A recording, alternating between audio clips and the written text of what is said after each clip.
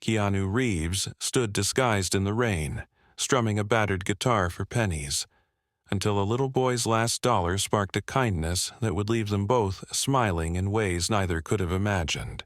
Rain streaked through the neon glow of the city, turning the streets into a shimmering maze of light and shadow. Most people hurried past, heads bowed under umbrellas, ignoring the world around them.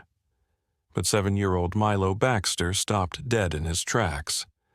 There, under a flickering street lamp, stood a man with a scruffy beard and a beat-up guitar, strumming a melody so haunting it seemed to hush even the storm. His long hair was damp, clinging to his face, and his worn leather jacket glistened with raindrops. To Milo, he looked like a hero from one of his comic books, gritty, mysterious, and a little sad. Milo clutched his last dollar bill, crumpled and soggy from the rain, in his tiny fist. It was all he had left after buying a candy bar from the corner store. He'd meant to save it, but something about the man's music tugged at him. It wasn't just the sound. It was the way the stranger's fingers danced over the strings, like he was pouring his soul into every note. Milo didn't know who he was, but he felt sure this man deserved more than the empty coffee can sitting at his feet, speckled with a few lonely coins. "Hey, mister," Milo said, stepping closer. His sneakers splashed in a puddle, soaking his socks, but he didn't care. The man glanced up, his dark eyes meeting Milo's with a flicker of surprise. "That's really good. You should have more money." The man smirked, a faint curve of his lips that softened his rugged face. "Thanks, kid. Times are tough, though. People don't stop much in the rain." Milo hesitated, then held out his dollar. "Here, it's all I got, but you can have it." The stranger's eyebrows lifted. "You sure?" "That's yours. You don't have to—" "I want to," Milo interrupted, puffing out his chest. "Mom says if you see someone who needs help, you help them, and you look like you need it." The man chuckled, a low, warm sound that made Milo grin. He took the dollar gently, like it was something precious, and tucked it into his jacket. "You're a good kid. What's your name?" Milo Baxter. What's yours?" The man paused, as if deciding something. "Call me John." "Cool name," Milo said, nodding solemnly. "You play like a rock star, John. How come you're out here?" John shrugged, strumming a soft chord. "Life's funny. Sometimes you end up where you least expect, but I like it out here. Keeps me grounded." Milo didn't fully understand, but he nodded anyway. He was about to ask more when a sharp voice cut through the rain. "Milo, where are you?" His mom, Sarah, appeared around the corner, her umbrella bobbing as she hurried toward him. "I told you to wait by the store." "Sorry, Mom," Milo said, turning back to John. "I gotta go. Keep playing, okay? You're awesome." John gave him a small wave. "Take care, Milo. Thanks for the dollar." As Sarah dragged Milo away, scolding him gently about wandering off, the boy kept glancing back. John was still strumming, but now he was watching them go, his expression unreadable. The man called John wasn't just a street musician. Beneath the scruffy beard and thrift store clothes was Keanu Reeves. Yes, the Keanu Reeves, Hollywood icon, action star, and one of the most famously kind-hearted people on the planet. But no one knew that. Not Milo, not the hurried passers-by, not even the barista at the coffee shop across the street who'd tossed him a free cup earlier. Keanu had been living undercover for weeks, blending into the city as part of a personal experiment.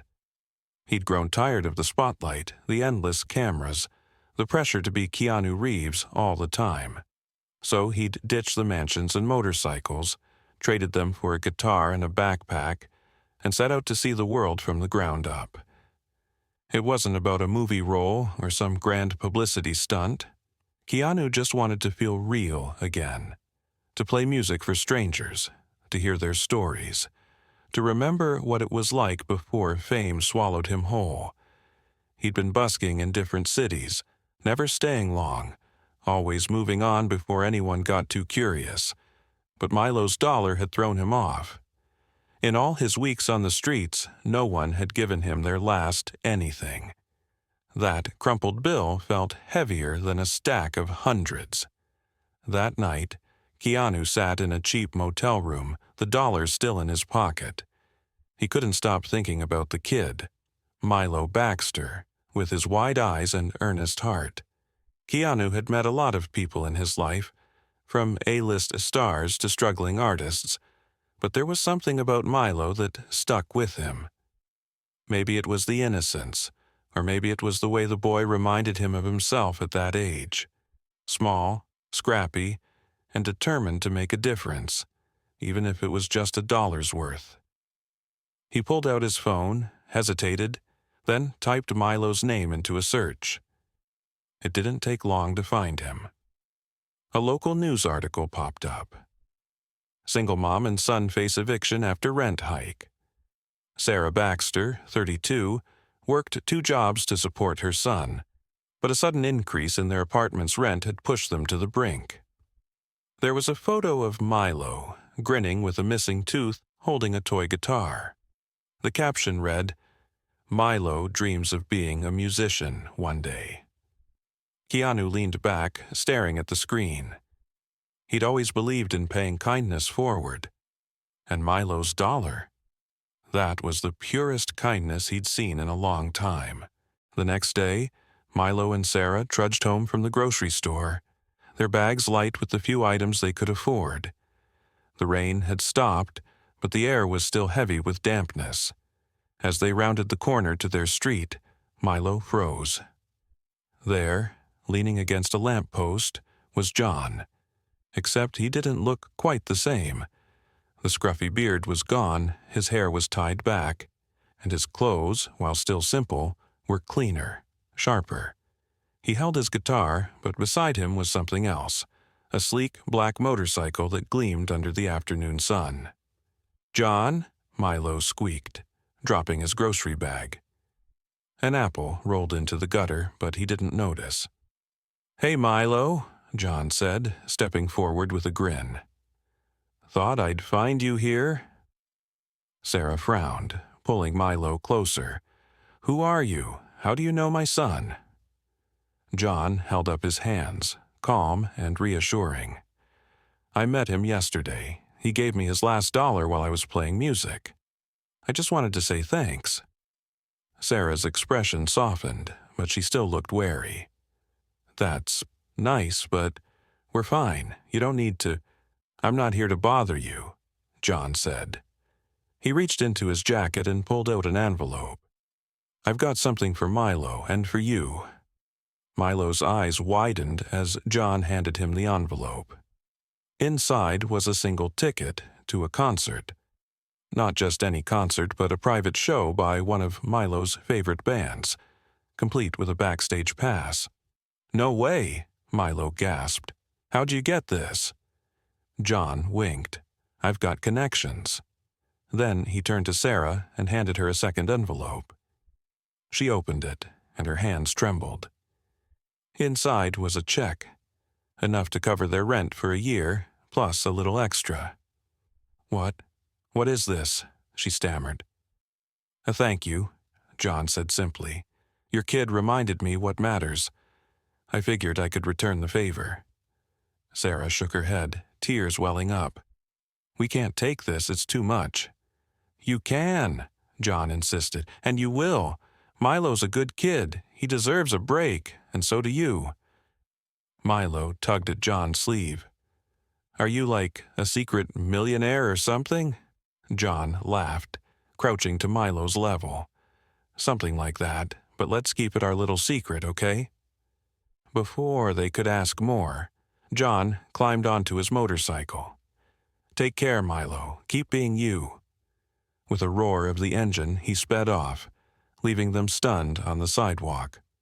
It wasn't until later, when Sarah Googled John plus motorcycle plus kindness, that the pieces clicked. A photo of Keanu Reeves popped up, clean-shaven, on a bike, looking exactly like their mysterious benefactor. She gasped, and Milo whooped, "I gave Keanu Reeves my $1." Months later, Milo sat backstage at the concert, clutching his toy guitar.